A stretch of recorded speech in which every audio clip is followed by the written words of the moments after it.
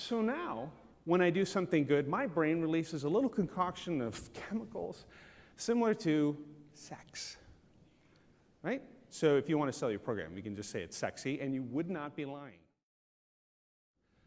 Our brains are all hardwired to want to volunteer. Okay, so here's why that works. And this is, again, from a study that's coming around from really very intelligent group of people. I can't remember the source right at the moment. But I'll give you the simplified version. I'll give you the crisp version. Okay, so I come out of my cave, right? And my kids are playing with their toy rocks, right? And one of my kids has fallen over one of his toy rocks. I've told him several times, put your toy rocks away. When you're done playing with them, you're going to hurt yourself. Broke his arm, right? My brain, way back when, thinks, huh, that's interesting. And I go on my way to get my dinosaur burger, right? I just leave the kid there. Kid dies. It's a bad story.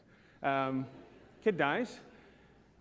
None of my kids live, because they all eventually break their arms. I'm off eating burgers. I don't care. Guess what happens to my DNA pool? It's gone, right?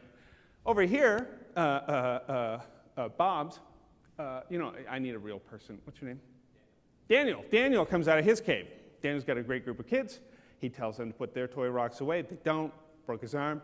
He looks down. His brain, for whatever reason, fires off something along the lines of empathy. And Daniel feels bad. He sees that. He feels bad. Wants to fix it. Fixes it.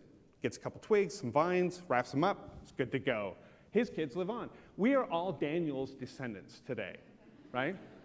All of our brains have what Daniel's brain has. My brain's gone. So every brain on the planet, if you're alive today, is alive because of this empathetic trigger. But more than that, our brains have evolved and become much more complicated. So now, when I do something good, my brain releases a little concoction of chemicals similar to sex, right? So if you want to sell your program, you can just say it's sexy, and you would not be lying, right? Volunteering is sexy. That could be the new, for next year's conference, that's what we could do. Volunteering is sexy, right? So here, the human social brain, as well as other mammalian brains, so the different levels within our head, is built upon ancient emotional and motivational systems that generate affective states that are indicators of potential fitness trajectories. Meaning, if you cared about your kids and they stayed alive, we're all Daniel, right? So our brains are hardwired. In fact, there's a concept out there, it's called the feel-good, do-good effect. When I feel good, I don't mind doing good. When I do good, guess what happens? I feel good. People who volunteer, people who are active in communities, feel better. They are more generous. They are more gracious. Sue talked about humility.